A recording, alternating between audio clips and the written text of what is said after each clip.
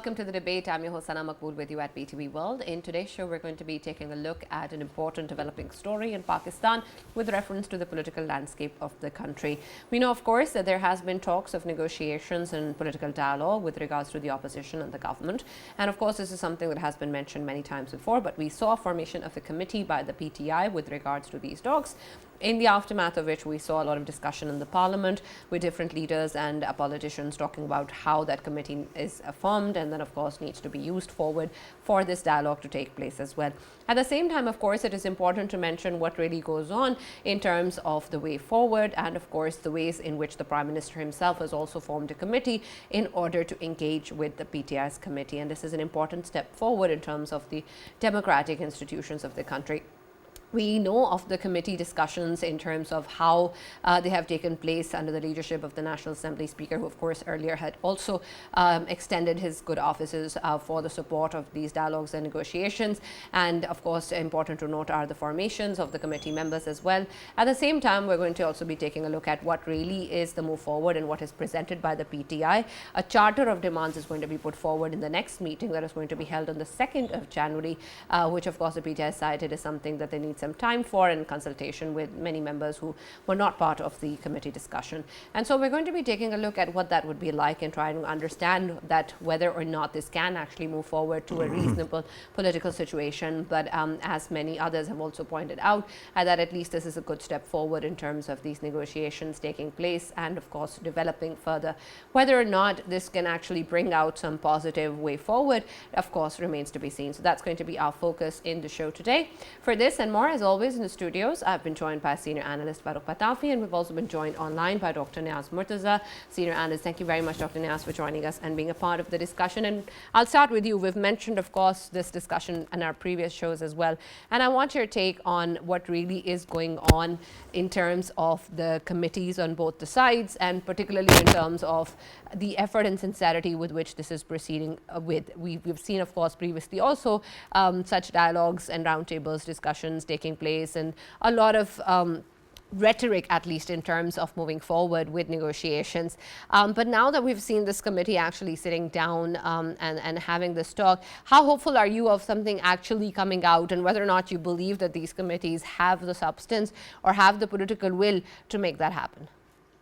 Well, I think this is, the best political news that has come out of Pakistan in a long time. I know we've been discussing in your previous programs the importance of, dialogue being the only way forward. And finally, it seems that both sides have also realized that dialogue is actually, the only way forward. So I think it should be welcomed by everybody who's sincerely interested in seeing Pakistan achieve political and economic stability, which of course is linked to security and peace.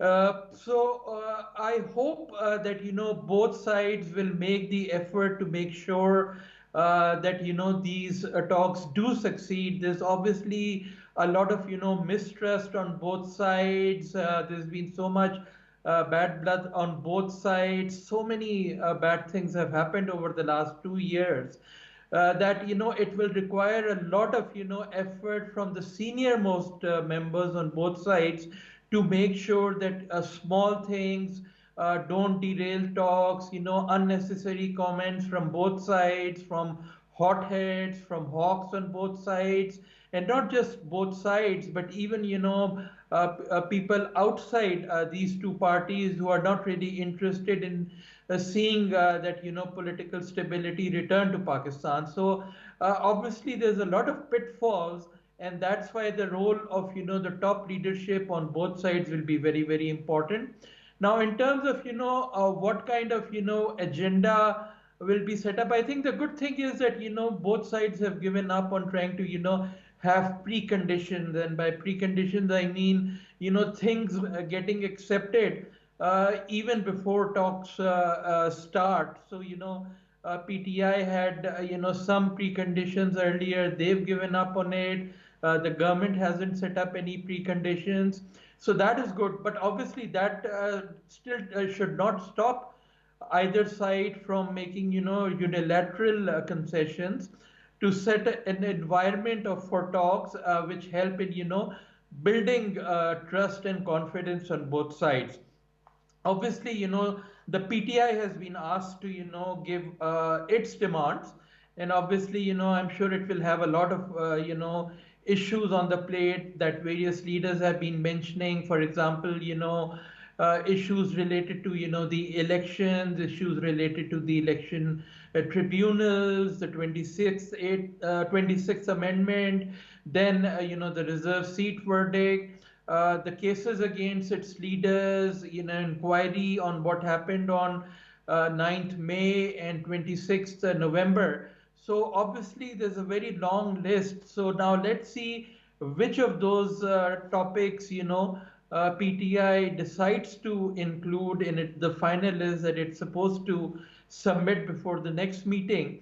And, that would set the tone for talks to go forward.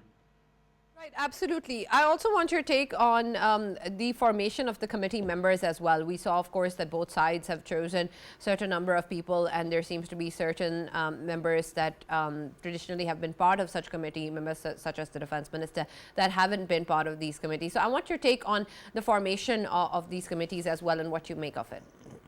Well, the government committee is already clear, and I think the good thing about it is that it's very broad-based. It's not just, PMLN people. There's obviously, a certain number of PMLN people because, it's the leader of the alliance. But then, they've already also been good enough to include other parties, other alliance members like PPP, like MQM, like PMLQ. So that would, help ensure that, there is more buy-in, and it would also help ensure to smoothen the talks because whatever has happened in Pakistan over the last 2 years, most of it was direct confrontation between PMLN and PTI.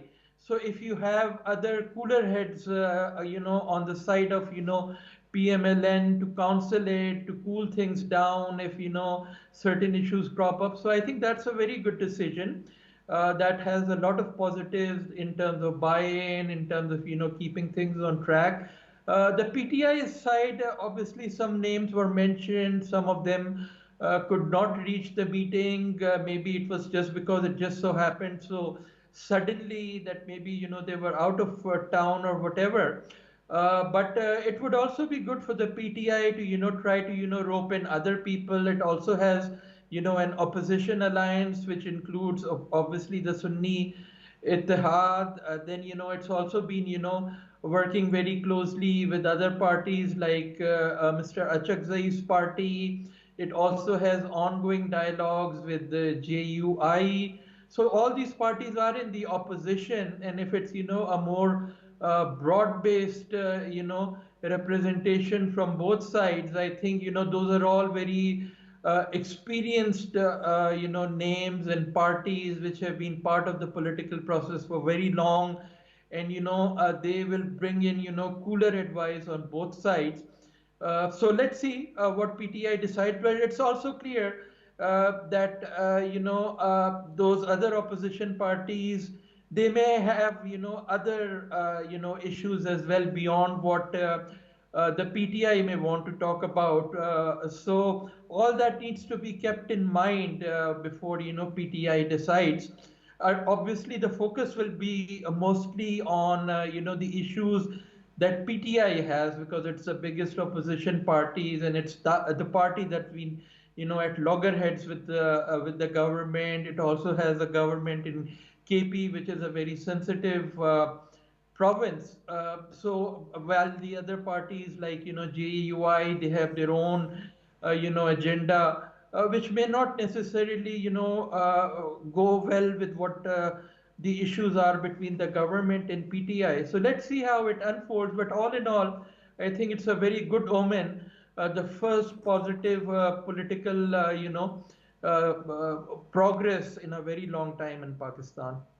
Yes, absolutely. And Farrukh, I want your take on this as well, particularly when we have seen the ways in which both the sides have, of course, had a lot of rhetoric against each other. We've seen a lot of statements coming in from the PTI, and of course, the government has also pointed out a lot of things that the PTI has done and said with regards to, of course, damaging the interests of the country or maligning its institutions. And there's, of course, a lot of other elements to this particular angle as well that I'll come to later. But in terms of the way that all of that exists, despite the fact that we've had all of that, there is, of course, the need for dialogue, and there is, of course, at the end of the day, the democratic aspect of sitting on the table, something that we're seeing now. But does that truly represent a meaningful conversation in light of all of that that is going on or has been done in the past? Right. Thank you very much, Sana. I think that I will agree with Dr. Saab that it is good omen that less hawkish voices are now prevailing in both sides, right? It is important because we have repeatedly seen that whenever there was even a chance of any kind of reconciliation or any dialogue, there would always be saboteurs who will start off from both sides, and in the end they end up undermining the potential of this. The most interesting cases of PTI itself excuse me, because PTI's own nature is such that it follows a Colosseum model. Now, at the top there is only one leader, and then everyone is fighting for every seat possible. So if you are sitting on a seat, there are 10 people who are actually coming out and saying, including kith and kin as well, that these people are not competent. So that becomes a problem, and we have repeatedly seen that because the social media or the party actually is run from abroad, every time there is any kind of reconciliation or even olive barrage of any kind, immediately we see tweets coming out that are actively undermining that, and then it becomes a problem because whosoever is reconciliatory in the end is eaten up by the tiger that they are riding on. This time it seems that somebody has convinced the leader of the founder of the party, and because of that things are actually progressing positively. Now the dialogue has started, but Dr. Saab was saying that they are allies of PTI that were perhaps not represented. The core allies, for example, he mentioned Sunni Ittihad, its head was there, Hamid Murtaza was there, and then you talk about MWM, so their leader was also there, Raja Nasir Abbas.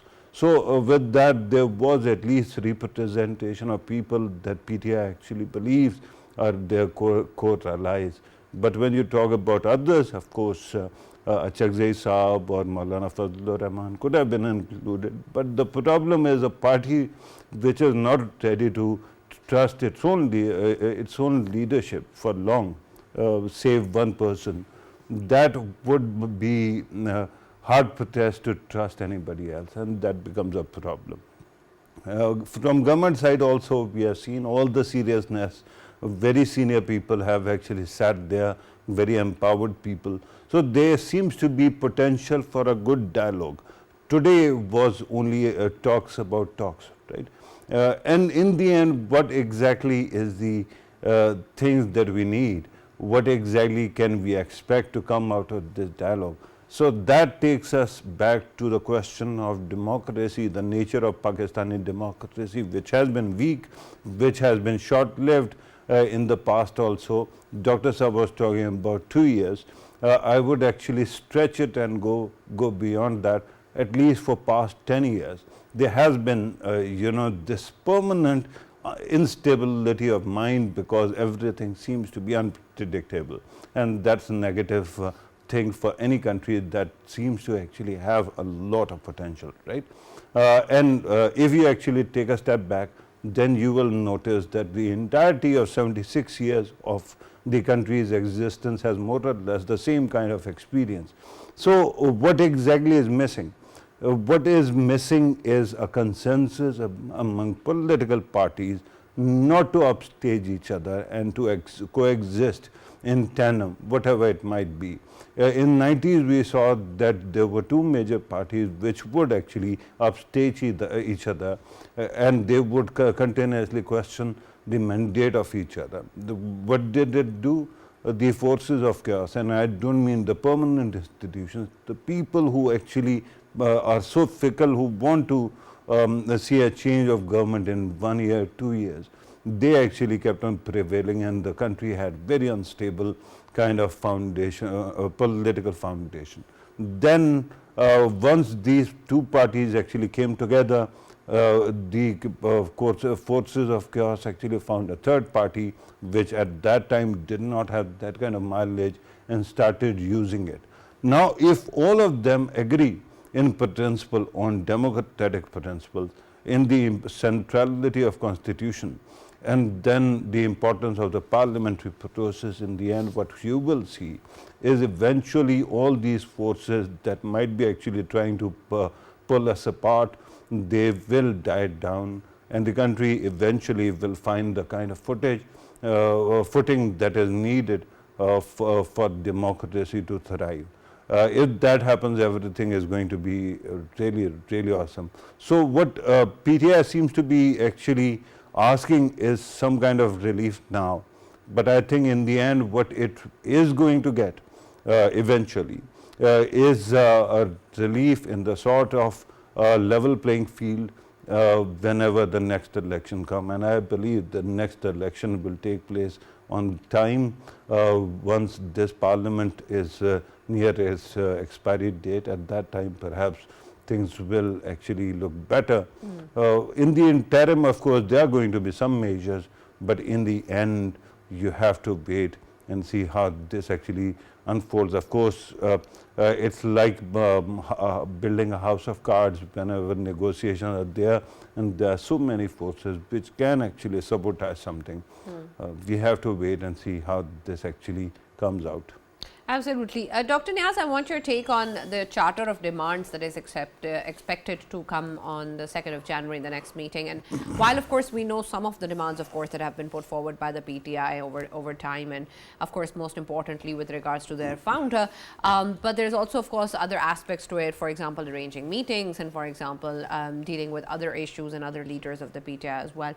And so I want your take on what all can actually encompass in this Charter of Demands, and whether or not, when we talk about this most essential demand of the release of their founder, can talks move ahead without that issue being addressed?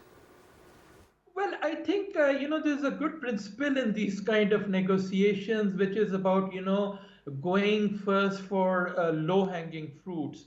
Smaller issues which can easily be tackled and resolved, so that, the goodwill that they generate, the trust that they generate, can then help in, resolving the bigger issues over an extended period of time. So I think if they adopt that principle for this stage, I think that would be very wise. There are so many contentious issues here, and I mean they are so weighty. So, for example, if we talk about the election rigging issue, that essentially means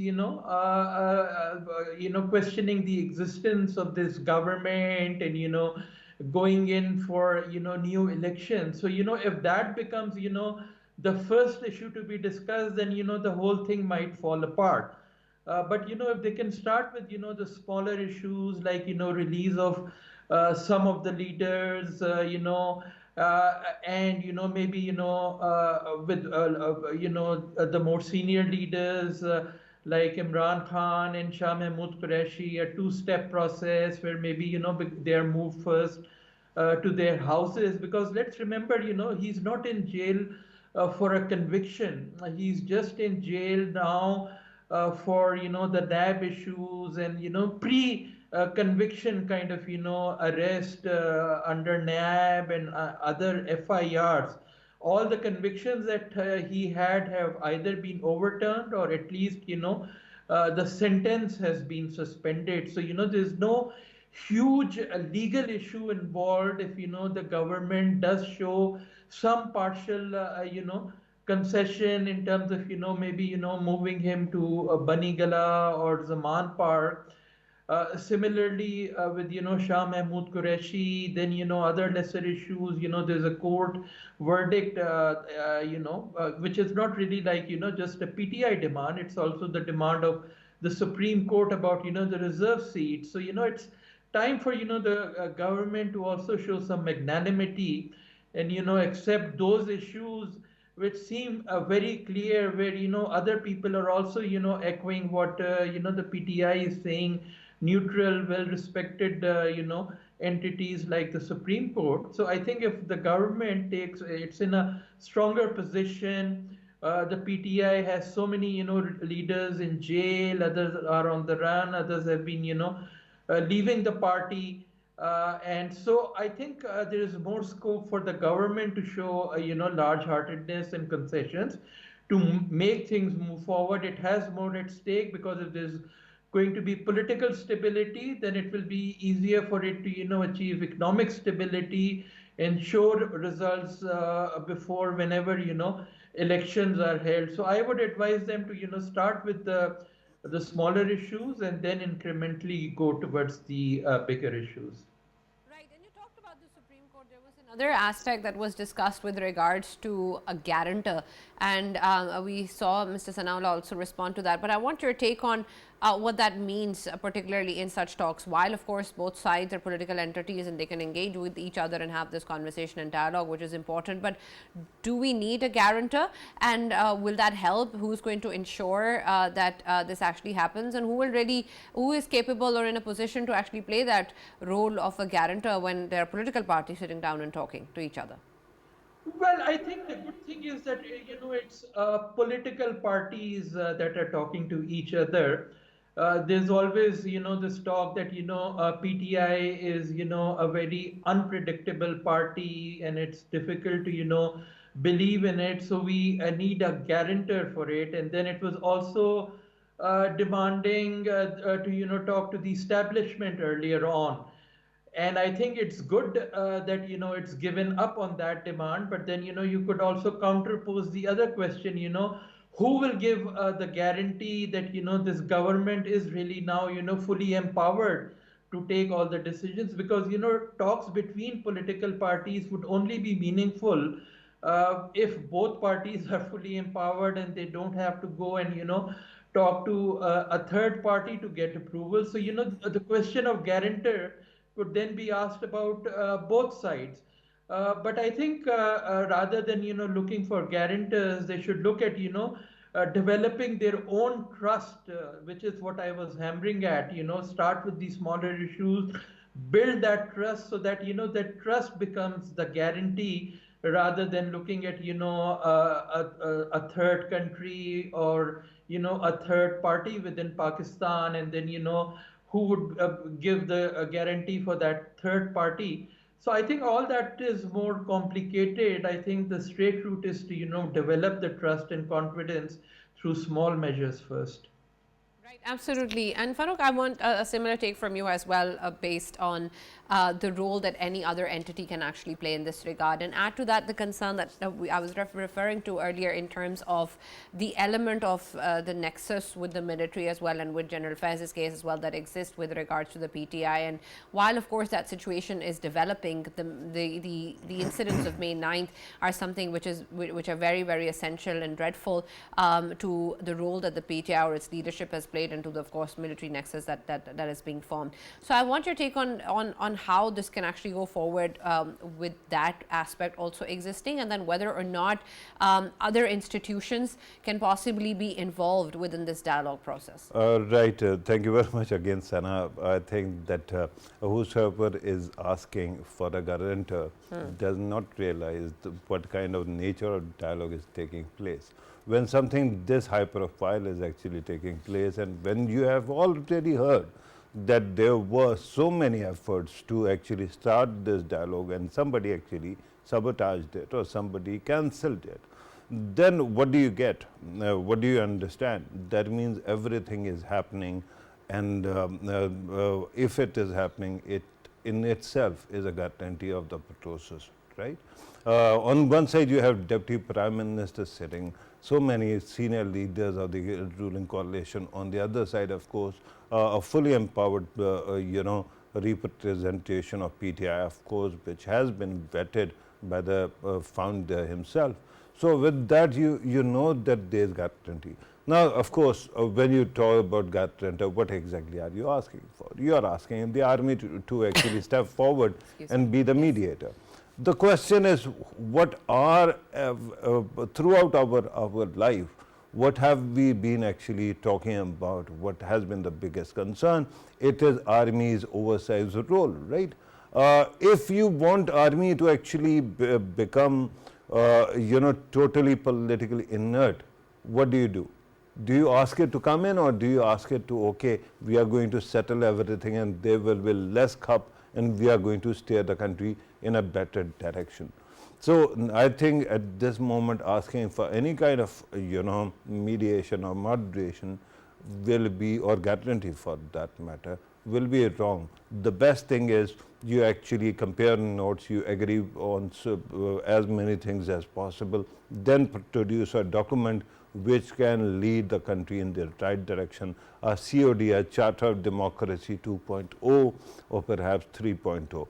But having said that, you also mentioned General Faz, and there's something amazing that seems to have happened. Every time he was like being arraigned or being brought closer to any kind of investigation, the political process would erupt and political activism would immediately erupt. There was this issue of the appointment of army chief. At that time, PTI actually made a fool of itself. Then later on also, when he was arraigned, at that time also PTI seemed to actually explode. And now recently also, we saw last month that PTI did something similar when the trial had to begin. So the honest answer about this is, you knew what ghost was possessing whom.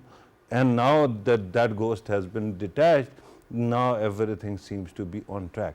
So the fact is that there were elements in the past that might have actually exploited the process, and they're going to meet justice no matter what. At this moment, what we need is whatever process was skewed. And with due respect, all this talk about elections being stolen, my biggest problem is that every time, and it has been happening throughout my life, we keep on hearing that there was some kind of interference. I went with various political parties and I asked them, tell me how to actually manipulate this box that is before you. Nobody could find a way to do it because it is always in public sight. Then they started actually talking about forms. This form, it happened in 2018, it happened in this year also. The biggest problem is, if there is anything of that sort, why is it not documented? Why haven't we seen actual evidence immediately, right? People kept on saying that this has happened. Of course, documents can easily be forged, but the kind of raw footage that is aired when somebody is denied their right at polling station, that wasn't there in 2018 or now. So the problem is, if I start believing in every haywire conspiracy theory, then I'm going to also believe that there were thousands of people who were slain in Islamabad, which is not true, because I live here, I travel here, and within an hour of whatever episode that was, I was in this vicinity. So if I could not see anything, how can I say that there was something? Anybody who kept on saying there was something has not produced even an iota of serious evidence. So if you want to actually stick to any kind of claims, yes, that's okay. That is your choice. But the problem at the heart of our democracy is that Pakistan's democracy produces very interesting results. One party wins, or one group wins, and the other one refuses to concede. And it has been happening over and over and over and over throughout my life. So instead of being bad losers, political parties have to come to terms with the fact that people of Pakistan should have all the agency. And once they vote, you have to accept it. Look at India.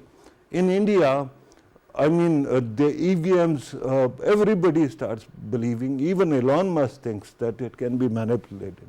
But the system holds because everybody believes in the outcome of elections. So this is what we are supposed to do as well. This is how your democracy will be strengthened. And then also the respect of terms. Parliament's terms, PTI did whatever it could to sabotage the previous assembly.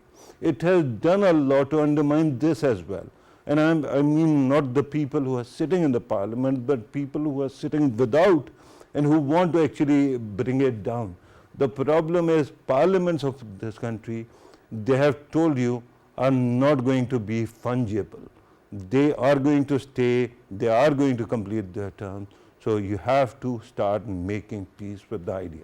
Right. And Dr. Niaz, I want your take on this as well, similarly with reference to the conversations and talks with regards to, of course, capital punishment for general affairs, for the treason and for linkages of PTI and the military nexus under general affairs leadership with regards to May 9th incidents. And that, of course, is very serious in terms of the kind of reasoning or consequence or evidence that can exist with reference to May 9th. And so I want your take on, while we hear all of this and while there are rallies and protests in the country and there are incidents such as May 9th and others, we see the government rhetoric also in terms of how damaging it is to the interests of the country, how many have actually linked this with acts of terrorism. And so I want your take on how then, when we have a conversation circling around banning the party or terming the party as extremist or a terrorist group, I want your take on how then will this be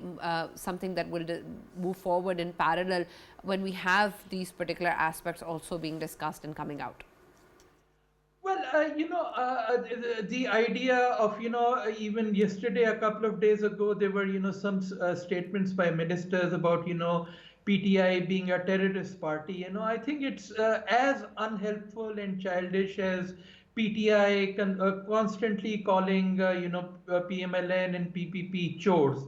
That was its constant rhetoric, and that was unhelpful. And now calling, PTI as a terrorist party is also very unhelpful. And these kind of, blames and, labels, I think, should be avoided now, especially now that, that dialogue has started. If somebody has an idea that, PTI is a terrorist party, then they should take the case to, Supreme Court and prove it there.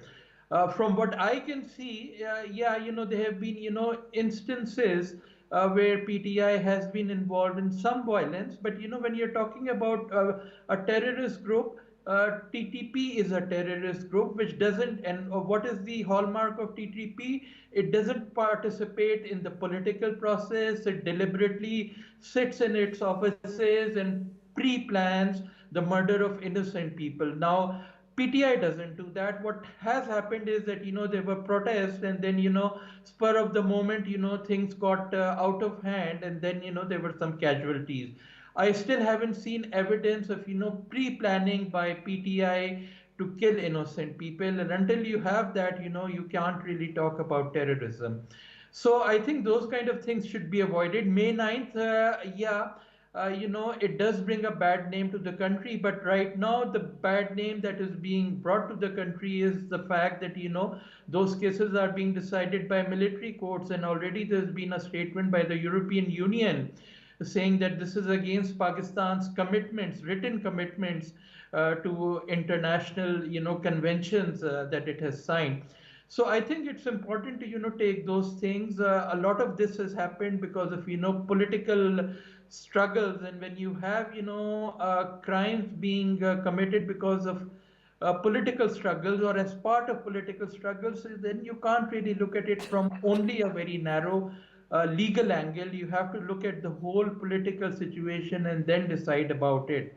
So these are, going to be the pitfalls that will come in the way, and the sooner, the hotheads are taken out of the picture, and, the saner people, are brought to the table, the better it will be for dialogue and for successful negotiations. Right, absolutely. Thank you very much, Dr. Niaz, for joining us and being a part of the discussion and the debate today. And Farrukh, I want your take now with reference to the way forward and what sort of aspects can actually be considered. While, of course, this is a good step forward and we can talk about the different modalities that exist, and it's a good thing that we have both parties actually sitting down. We have talked many times before also about how a consensus politically is very hard to reach, and there unfortunately hasn't been a lot of incidences where we see that actually taking place. And with PTI, with a lot of history involved and with all of the elements that we've discussed involved, what are the chances of success and what will they actually be dependent upon while we have their leadership in jail, while we have, of course, cases going on both with regards to the military and others in the court, and while there's still a lot of discussions around aspects that haven't really been sorted out with the government. Right, Sana, once again, because you earlier asked a question, you asked Dr. Saab also regarding capital punishment, and you also mentioned, talked about the global atmospherics. So very quickly, I want to comment on that as well, with your permission. Sure. One, let me actually state my own principle, and that is I am not for any kind of capital punishment. My own belief is that human life is precious. It is something that you cannot invent in any lab. Till the time you cannot give it, you cannot take it away, right? You shouldn't. Regarding this man or any other, I would also believe that there shouldn't be any capital punishment. But regardless, now we are actually putting the cart before the horse. There's a process going on. Let us see what becomes of the law itself and how law is implemented, right? It is a concern regarding army is concerned and its own discipline issues. You have to realize what might be actually destabilizing a lot of political process, and that is a concern that the army and other institutions have, that there are supposed to be certain red lines, and whenever it comes to reinforcing them, nobody is supporting, especially the institutions like Supreme Court in the past, or media, or political parties also reinforcing those red lines. May 9th was a clear breach of that episode. Similarly, there were others as well. So that is a concern that you have to keep in mind and think with a cooler head. Now, regarding the need for dialogue and why this is happening and why it has to succeed, I tell you very honestly, there are 2 or 3 things that are existential, actually 4 or 5 things. The first one is leverage. You have spoken about EU. One of the problems with PTI supporters abroad is that they're stir crazy and they're very active. So they go, they actually lobby, and they try to undermine. In trying to actually undermine the government, they end up undermining or trying to undermine the state's interest. So that has to stop. And because of that, what happens is a lot of people have given you the story that perhaps tomorrow, day after tomorrow, when Donald Trump comes, perhaps he is going to ask for release of PTI leader. We don't know that. We don't know what he is going to do because he is unpredictable. But what we know right now is it sure as hell is going to be a leverage for any foreign leader who wants to influence the state. So it can work for PTI, it can go against PTI. So why do you want to be a bargaining chip in any kind of transaction, right? Similarly, our economics has to be stable. We are fighting a war on terror, which was somehow unfortunately reversed. It has to be reasserted, and that is important. And finally, when you talk about transformation in the world, huge deluge is coming. One we saw physically as well because of climate change. The other one is AI. The way it is going to take jobs is going to shock you. So we need every person, all hands on the deck, to take care of business in the country. And that will happen when we all find a way to work together. Now, what does it entail in the longer run? I would not assume that any kind of dialogue can affect a legal process, and I am talking about the broader overhang of the system like Supreme Court and Constitution and all. But I think that within that system, if there is any kind of relief, that eventually will be provided if the state can bring all the elements of power together.